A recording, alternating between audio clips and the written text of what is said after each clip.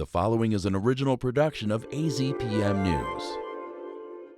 Coming up today on The Press Room, we're dipping our toes into the arts and culture of Tucson. There's a rich and diverse history here in southern Arizona, and we're going to explore some of it today. I'm David Lee, and The Press Room starts now.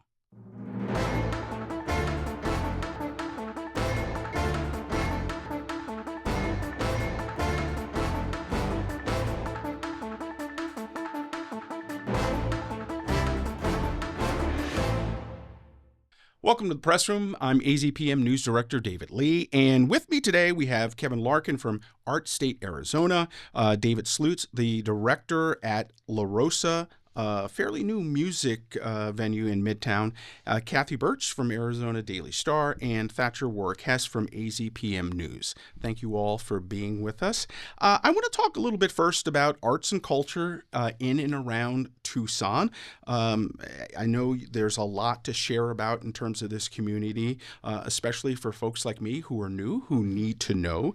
So I want to go around to each of you, and Tucsonans have a lot to be proud of, and when it comes to arts and culture here, what's the one thing that I should know, everybody should know? We'll start with you, Dave.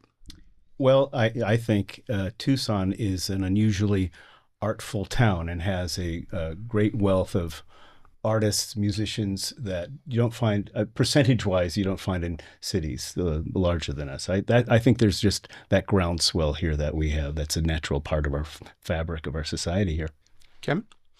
I'd say that Tucson is a UNESCO designated city of gastronomy. A lot of folks don't know that, and it's the root of so much of the arts and culture and music in this region. So, just that is a treasure for us to share and build upon. Kathy? I would say that Tucson has all the arts that we get a lot of people who come here from the Midwest, Chicago, Minneapolis, and they're shocked that we have all forms of arts. I mean, we've got, when it comes to the culture arts, we've got tons of theater, we've got Broadway, we've got classical music, we've got choral music, we have opera, and they're pretty blown away that we have everything here that they have at home. And it's also really, really high quality. Thatcher. Yeah, and I think also, too, adding on to that, there's definitely like an underground, even especially with music, an underground music that's a growing scene within the past couple of years, and even having to talk to, bands that don't even have anything published yet, but that they're going out, and whether it's in a backyard at MSA Annex or just these different venues, it's really cool that Tucson has this balance of kind of the bigger scale Fox Theater stuff, but also someone's backyard, but bringing in a community that can almost get about 100 people to go. Okay, Kathy, you've been a feature writer and critic for the Daily Star for decades. Thank you for that. Would you say Tucson is well known as that cultural hub? I mean, you leaned on that a little bit. I do. I think that especially in the last 14 years since they've launched the Tucson Desert Song Festival, that event started as just a small, collaboration with all of the classical music organizations, including the University of Arizona. And it has since, when I interview artists coming in, these are vocalists who are regulars at the New York Met, at Chicago Lyric Opera, and they're coming to Tucson. And when I ask them, have you heard of the Tucson Desert Song Festival? They're like, oh yeah, I've been waiting to get on the lineup. I mean, it's so I think we're definitely on the map. We have a lot of winter visitors who go home and they tell their people, there's this live scene. I'm not missing anything when I'm hanging out in the warmth of Tucson. You mentioned it a little bit in terms of the University of Arizona. We've got students from all over coming in and out. It feels like a real good opportunity to be exposed to other cultures here as well. Oh, big time. Yeah. And and the School of Music is just phenomenal. I mean, the classical guitar program, world renowned. Literally, we get international players from Spain and Brazil that come in here, and they want to learn with Tom Patterson. And it's just a great opportunity. And I think that that is cultural. It is kind of bridging the cultural divide a little bit. David, you You have done a lot in this area in terms of the Tucson music and entertainment scene, especially now downtown. I imagine you've seen a lot of changes over the years. I've seen them all. Well, and it's an interesting thing what you pointed out about this burgeoning underground scene. Well, that scene, because I'm born and raised, I've seen this scene come and go.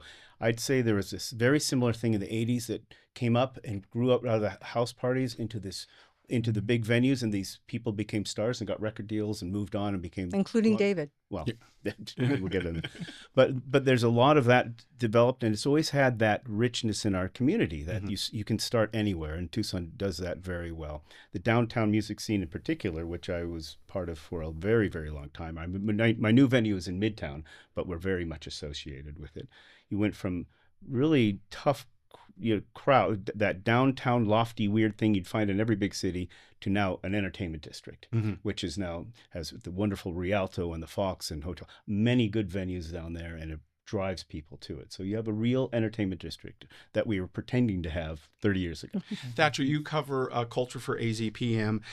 In your reporting, what have you seen kind of these days recently about different organizations putting on events? I know you recently spent some time covering the Japanese festival here in Tucson. Yeah, it's the 10th annual Japanese festival. They did have a break during COVID, but I mean, being there when it was triple digit, heat, when it was 102, yeah, it was definitely a challenge to see how they had to adapt.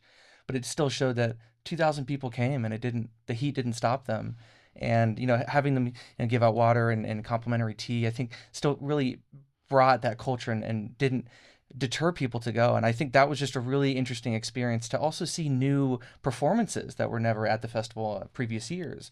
One even was a drummer from Sado Island in Japan who came and did a performance. And that's miles of travel, thousands of miles of travel, and that really brought that experience together for this year's festival. Kevin, you've got the upcoming folk festival coming up in April. What is it? I don't know that I would necessarily think of Tucson as a folk festival type of place, but what makes it special here? I think the people, it's the 41st year. This is a largely volunteer-run festival. Okay. I mean, through most of its history, it's a free festival. And it's a massive festival. So, for being a product of our local scene, started by the Tucson Kitchen Musicians Association, literally musicians in a kitchen playing around. It's grown into something that's just massive. I mean, there's 150 acts from all over the country, 6 stages, 450 musicians. It's 3 days long down at Hakame Plaza. And it's continuously evolving, which I think is really cool. It's not set in stone. So I think, just knowing or hearing about what you're saying about what this global pull that Tucson has to bring talent from international, and then our local scene is very strong. I think the Folk Fest does a good job of blending the two and give folks a lot of opportunities for entry. There's a songwriting competition. There's, this year, Tucson Meet Yourself is hosting a Smithsonian-funded traveling exhibit called We Hold These Truths.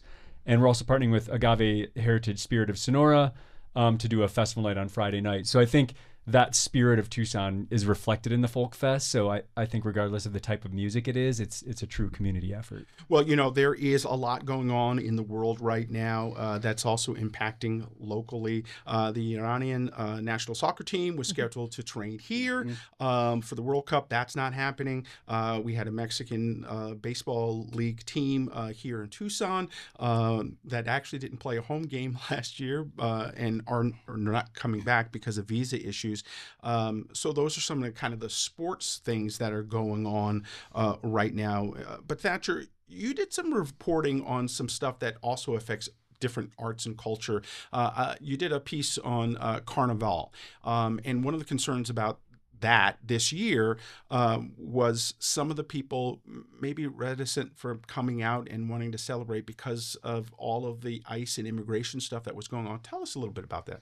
Yeah, I think it's really interesting to look at the Brazilian community. Mostly, there's like a group chat of about 150 Brazilians that have either lived in Tucson or that currently live here. And there's a kind of a non-U of A related carnival that they try to put up at Zerais on Broadway, which is a really nice venue. And it's the second year that the community is really trying to have this happen and essentially bring the community that doesn't want to go back to Brazil or cannot go back to Brazil and try to return. And this year it was really interesting to try to talk to people and have that hesitancy. And I said, well, what are your fears? And they said, this question kept coming up: what is the risk?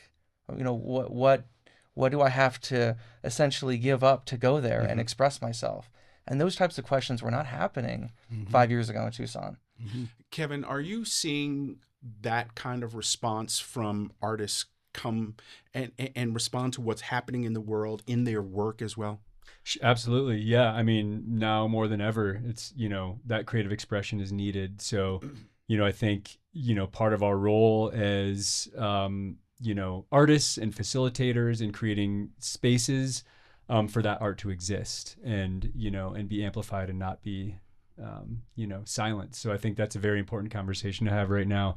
And I think as, the geopolitical field is one thing, but like what we can do and show up for each other on a local level is the first step. Kathy, arts, theater, cultural events, they're all very important in any community. But this is important right now as a backdrop for the world, don't you think? Absolutely. I've talked to a number of musicians who, one of the first things they want to tell people is music unites.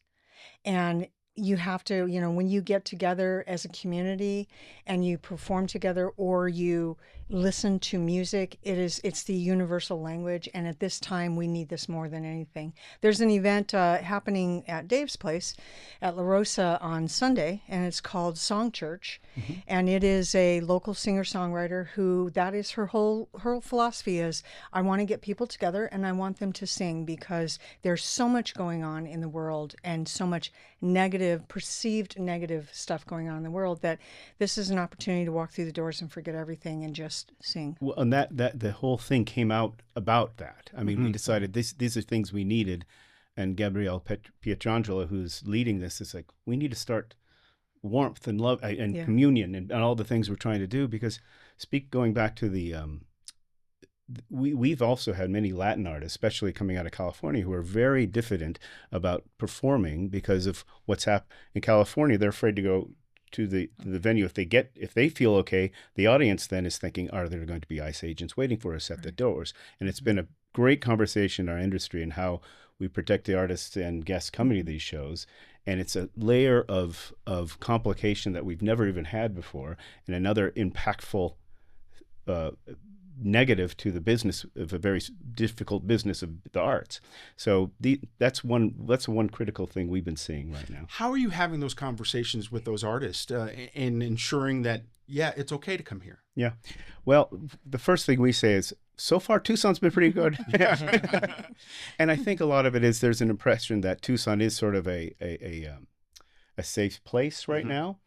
For artists, and it has shown to be. So that's really what we're leaning our hat on. And then however we can do operationally to protect them and the guests, because we can't do much outside our doors. When the guests come to get a ticket and go to see the show, there's not much we can do. So we just try to present ourselves and make ourselves and the Tucson community at large feel like a safe place to be. And so far we're okay, but boy, the clouds are always on the horizon on this.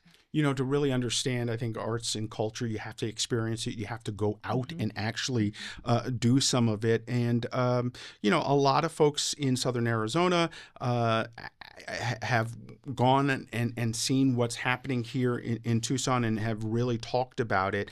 But I want to talk a little bit about some of the scenes here specifically in Tucson. Kevin, I know one of the things your organization really is pushing for is getting art into some unconventional places, making things accessible to folks, like at the Tucson Mall. Can you talk a little bit about that? Yeah. Art State Arizona just underwent a major transformation from SACA to Art State Arizona, the Southern Arizona Arts and Culture Alliance. And part of this was, it reflected in our mission of just trying to make arts essential to everyday life. Every study shows it, regarding school education, what the benefits of art does. Every study shows it with isolation with some of our aging populations. So we see it a lot in our work and a lot of the collaborations and across the community with arts and wellness. The Southern Arizona VA has an incredible arts program and that really uses art as a healing tool for veterans.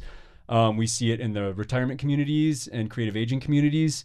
We see it. We have partnerships with some businesses like Roche Tissue Diagnostics, where their employees get involved in the arts, and then they are the artists on the wall. So, and then of course with arts education, we partner with lots of, especially at our Catalyst space in the Tucson Mall, a ton of different nonprofits that are working to increase access to the arts from a very young age. So, I think there's a lot of challenges with all the funding cuts for the arts in schools and, just public funding streams in general, which I know we'll probably get into a little bit, but, we really see the future and, as an arts integrated future where it's part of your life and you have that room to be creative and it just reflects everywhere, and economically, spiritually, financially, it really hits on all levels when you make it a priority. Kathy, you talked a little bit about the music scene here, just in general. Since everything's kind of been going on, what has the attendance been like at some of the events? Well, it's interesting because pre-COVID, Mm-hmm. audiences were pretty robust, Yeah. pretty reliable.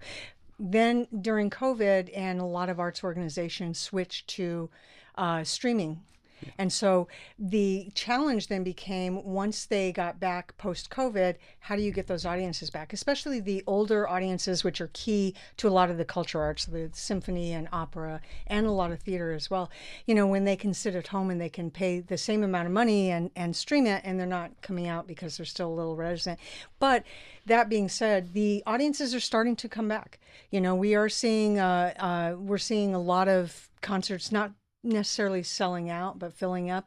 And what's really interesting is that one of the tactics to do that has been changing the mindset. So like we have True Concord Voices and Orchestra, they no longer do night shows. They only do afternoon matinees, and the Arizona Opera had done that. They were financially strapped, so they cut their season in Tucson to just one performance, and it was a Saturday matinee. Those performances sold out. Agreed. Every single one of them did. Thatcher, let's talk a little bit about the University of Arizona and students in general being exposed to the arts. Where are they getting that exposure? What kind of events are they looking at? Well, yeah, I mean, even speaking as an alum, I think the biggest thing is to look at, in all of the kind of the passage spaces of the hallways in each of these buildings, what are the flyers that people are putting up? I think actually kind of the visual signs and graphics do get people's attention. That's how I usually get to see a lot of the arts here on campus. But even just like looking at the events that are coming up, for just one example, the Spanish and Portuguese department is putting together a Festa Junina for the Brazilian community just in a couple of weeks. But again, that is usually celebrated in June. But knowing that the students won't be here during the summer, they've thought, okay, what's a time right before their finals where we can actually get people together and actually have it here at the Modern Languages building. One of the things that Kevin, you brought up was the food scene in this area. Talk a little bit about that, and then maybe David, how does that fit within the music scene? Yeah, I mean, the food scene here, everyone knows it's been to Tucson, is incredible, and it's a treasure. I mean, the amount of restaurants and culinary events in town are just amazing. I mean, the Agave Heritage Spirit of Sonora Festival, the what was the one I'm thinking of? Savor, it's our festival. We have a lot of festivals at the Botanical Gardens. So, there's just a lot to celebrate, and there's a lot to invest in with food. Being a UNESCO city of gastronomy, why, how can we instill that into every student that comes out of school, that they live in this place where these traditions are 10,000 years old, So I think part of it is tapping into our collective identity and really digging into the history and, respect and planning for a future. Like, how do we keep this lineage? We live in a very special place. Yeah. Corn has been grown here for a long time. So, I think, it's just a simple matter of celebrating it and investing in it and, really cherishing our culinary scene as part of the bigger arts community. Okay, pun intended, David. How does that pair with music? I can't think of a quick pun back at you. I'd like to. Well, it's easy mix, and especially culturally so. When we have these great Latin events, and we were part of putting the Agave Heritage Festival together, and that was a natural for us. And we did music, but we also realized that agave plant was essential, and the music that comes from that. And we have so much wonderful regional music, and the food scene is just they're easy mix. I mean, that bottom line. It's an easy combination, especially when you're speaking about of the place, of the terroir of Tucson. One of the things that we can't avoid is the fact that it is harder and harder to find funding for this kind of event and culture. Kathy, how has it been kind of from a fundraising standpoint for some of the arts organizations around town? I think a lot of them are really going back at their consistent and reliable donors. The cuts to the federal funding, I think we're just going to see how that's going to really impact come this season, because those happened abruptly, and frankly, a lot of the arts organizations that were hit by that when the Trump administration pulled that funding, the NEA and the NEI funding or NEH funding, a lot of them had already spent the money. So they weren't returning a dime, and they were thankful for that. But going forward, it's going to hurt all of them. But I think that they have a little bit of a cushion to try and fill the blanks with that. And like I said, I mean, a lot of arts organizations are thinking, how do we operate more efficiently and get more of our audience / donors back to the halls, back to being active participants. And that's where, I think it's really, it's invigorating a lot of conversations. And I'm sure you guys over in Oro Valley are having a lot of conversations. Absolutely. Yeah. I mean, the conversation of arts funding, I think, has been a problem for a long time. I mean, the newest cuts are, a latest iteration. But in Southern Arizona, I mean, we are one of the lowest in the country. I think Arizona in general is 48th lowest in the country for publicly funded arts. So a lot of people are surprised when they say, I meet so many artists in Tucson. We don't have arts funding on the city level, a permanent funding stream. We don't have arts funding on the county level or the state level. Now the federal level, is a little bit wishy-washy. So, we just need to invest in the arts. It's, if we want a stronger arts community, we want not everyone to rely on that one or two donors. We really need to collectively fund it. Yeah, David, how are people staying creative? Well, that's exactly it. I mean, I'm dealing with a lot of organizations right now. And I think, to your point, since they've always been pretty lean and smart, because to be an arts organization, you kind of had to be in Tucson. Sure. And so I've watched as they're looking at alternatives, and they're saying, we just have to be creative. We have to present something better to the just to keep inspiring. For example, my venue, which is an old church, I've had an opera in there. I'm having the Southern Arizona Women's Chorus in. They're thinking about all different ways to use different venues to inspire the audiences. So it just inspires creativity, and that's what I'm seeing so far. It's been pretty good, and I'm hopeful that they continue to do that. These organizations will have to do that, but that's what we're seeing so far. Thatcher, in your reporting, what are you seeing out there with some of the events and things that you've been at? Well, yeah, I just think it's interesting to kind of look at the economic fallout. Like if we look, for example, I did a story on the Michelin Guide, looking at the Southwest for a possible distinction, and that they were going to be sending guides throughout the next year. It was unclear, though, if they were going to come to Tucson or just Phoenix, but that kind of brought some excitement. And then going to some of the restaurants and seeing some of that food scene here brought that conversation back. But again, what is the kind of money that's lost for us pitching Tucson to them, right? And then also looking at when Regina Romero sent us a statement about the Iranian national team not training at Kino. What is the economic fallout of that? Yeah. It will, if another team does fill in, will it be in the kind of the same bracket as if they hadn't come? So just a lot of those questions have really impacted kind of what is the future of Tucson going to look like this year. Some great conversation right now. This is the time where we open up to our viewers who we ask for questions. If you have a question, you can always send it to azpm.org/pressroom. You can also post it on our YouTube channel. This week's question actually comes from conversations I've had out and about with various people. And the question is, a lot of big name acts in terms of music and shows love going to Phoenix. How can Tucson get more of those folks stopping here locally? I open it up. Get a bigger venue. We don't have a venue that is going to accommodate a Taylor Swift. Okay. We have a 9,000 seat arena, the Tucson arena. We have 5,000 seats at the AVA. No one will let us use the stadium, which would be the perfect venue, but no one's using that. We're not using McHale. Those are our big spaces. Those are our big footprints, and we're not being able to use those. So that's why we're not getting those big names. David, would you echo that? I work in the next tier down. Okay. And our argument when we put this venue together was we have to do something special, and we've seen great success, and we're now pulling things out of Phoenix because the experience at our place is terrific. We have such good operators at the Fox, Rialto, and Hotel Congress. Sometimes you need to just shake them up a bit to look at Tucson again. I've had so many conversations. In fact, we're heading out to Los Angeles again to see all the agents because they're very excited about it. And it doesn't just help us, it's helping all the other venues just by doing a different experience. And this is the under 1,000 person thing. Right. I agree with you all the way, Kathy. We need much bigger, but in the meantime, we just have to be creative and give an experience. Kevin, 10 seconds. What you got? I've met a couple folks that drive down to Tucson and say, this act doesn't come up there, and it's more on those mid to small level acts. There's something magical in the local scene here that nurtures that. So I agree with Kathy on having a big performance spot to play at, but we have something special, and It's definitely our signature. It's the smaller yep. acts that are coming here. All right.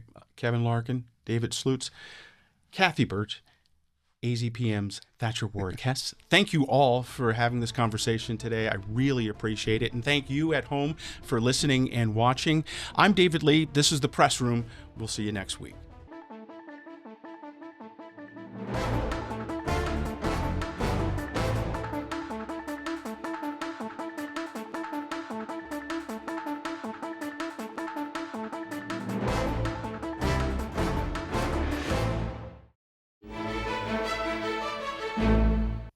Thanks for watching The Press Room here on YouTube. If you have a question about something we talked about, please leave a comment below. And for more Press Room, click right here.